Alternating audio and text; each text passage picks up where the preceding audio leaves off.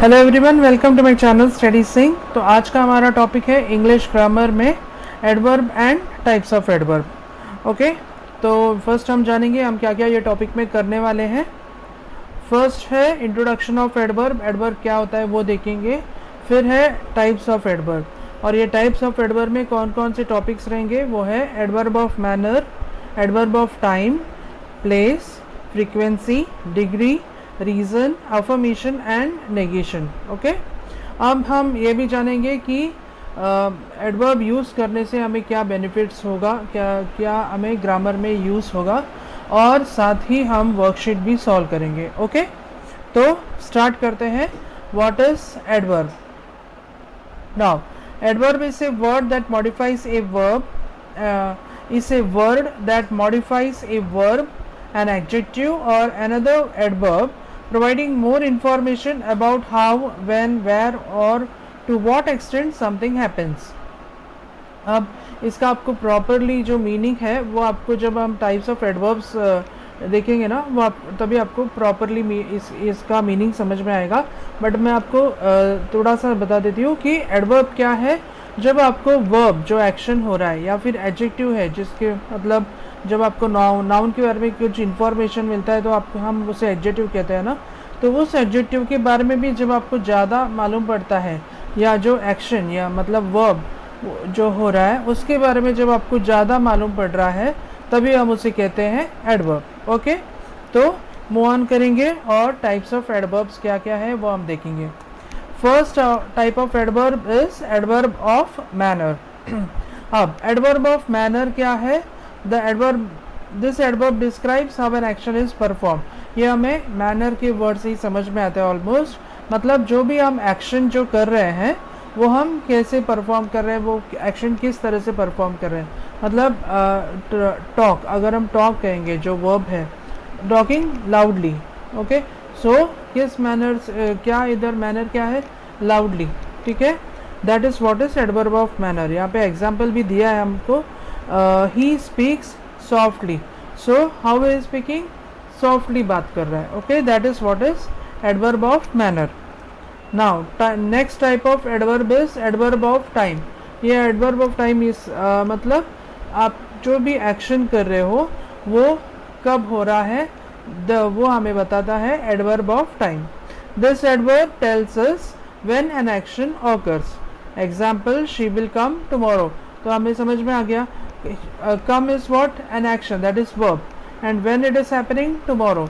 तो जो एक्शन के बारे में हमें, जो वर्ब के बारे में हमें क्या मालूम पड़ गया, वो जो वर्ब है या एक्शन है वो कल होने वाला है। Okay, so that is what is adverb of time. Moving on to the next type of adverb, that is adverb of place.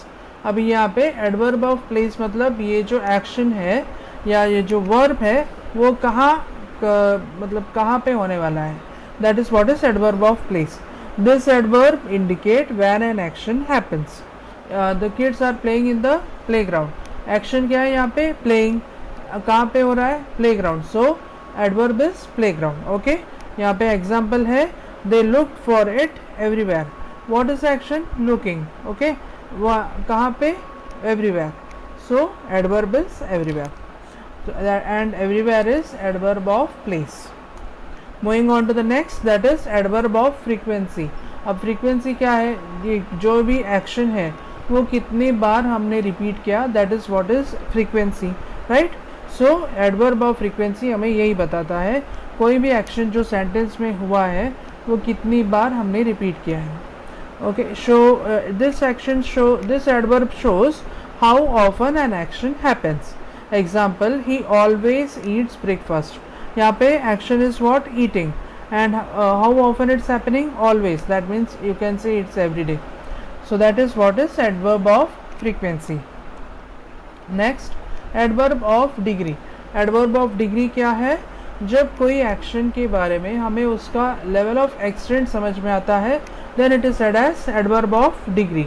This adverb expresses the intensity और डिग्री ऑफ एन एक्शन और quality. Example, she is very tired. Normally हम क्या कहेंगे? She is tired, but the extent is what? She is very tired, मतलब अभी आगे वो कुछ काम कर ही नहीं सकती। She has to rest, she has to take rest, okay that is what. और हम कहेंगे कि शी इज़ सिक और she is very sick, means you can understand the extent ना. सिक मतलब जस्ट थोड़ा सा रेस्ट ले लिया and she will be fine. Very sick means she has to go to the doctor and all. So that is what is the extent of adverb of degree. Okay, now next type of adverb is adverb of reason. ये adverb क्या बताता है हमें, जो भी action हुआ है वो क्यों हुआ है, that is what is adverb of reason. Okay, तो वो हमें बताता है adverb of reason. Explain why something happens. Example में ही वॉज लेट, क्या हुआ, वो लेट हो गया. क्यों, क्योंकि उसने बस मिस कर दिया, because he missed the bus. Okay, so missed the bus will be adverb of reason. आपको क्वेश्चन आएगा और आपको ये पूछेंगे कि identify the adverb and also identify the type of adverb. तो आपको ऐसे समझाना है और अंडरलाइन आपको बताना है, because you missed the bus is adverb of reason. Okay, next and the last type of adverb is adverb of affirmation और नेगेशन. तो यहाँ पे क्या है, ट्रू और फॉल्स जैसे हम करते हैं ना, वैसे ही है. yes or no, it is confirming or denying any action or statement. Confirm or deny a statement. Example, he will certainly come tomorrow. Okay, come, sorry, he will certainly come. So this is an affirmation. या मतलब जो positive sentence है वो पक्का आएगा. she never lied. negation, this is a negative sentence, वो हमेशा झूठ बोलती है. Okay, so this is what is adverb of affirmation and negation.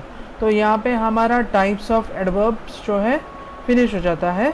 तो मुझे लगता है आपको सब जो टाइप ऑफ एडवर्ब है क्लियरली समझ में आ गया. अब हम जानेंगे कि एडवर्ब जब हमें मालूम पड़ता है तो क्या उसका यूज़ हो जाता है.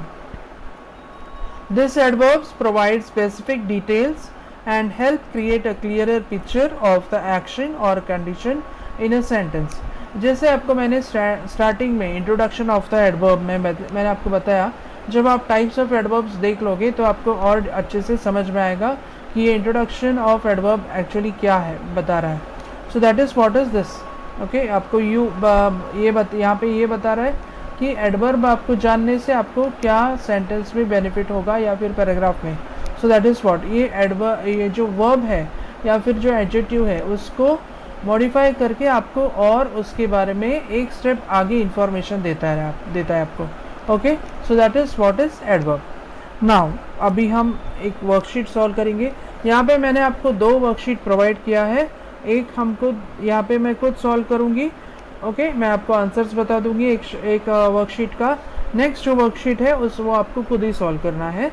और उसमें अगर आपको कुछ भी डाउट है आप मुझे क्लियरली मैसेजेस में कमेंट बॉक्स में पूछ सकते हो. ओके, तो और इसका जो फर्स्ट वर्कशीट में जो अभी सॉल्व कर रही हूँ इसका आंसर मैंने आपको नेक्स्ट पेज में प्रोवाइड भी किया है. ठीक है, तो वहाँ पे आप जाके चेक भी कर सकते हो.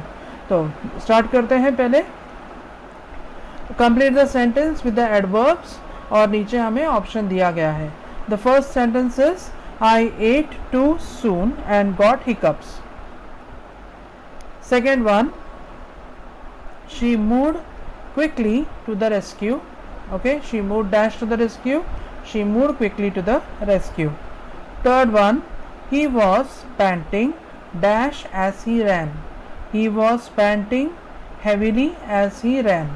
आप चेक कर सकते हो ऑप्शन बॉक्स में जो आंसर्स का ऑप्शंस दिया है उसमें आप चेक कर सकते हो. Fourth one, she dash sings in the shower.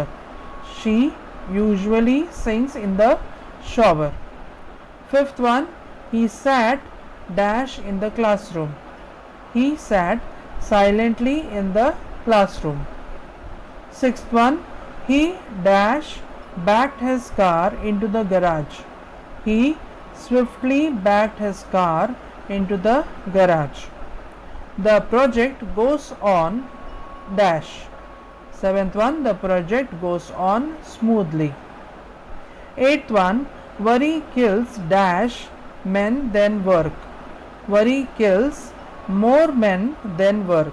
Okay. Ninth one, have patience, the bus will come dash. The answer is have patience, the bus will come slowly.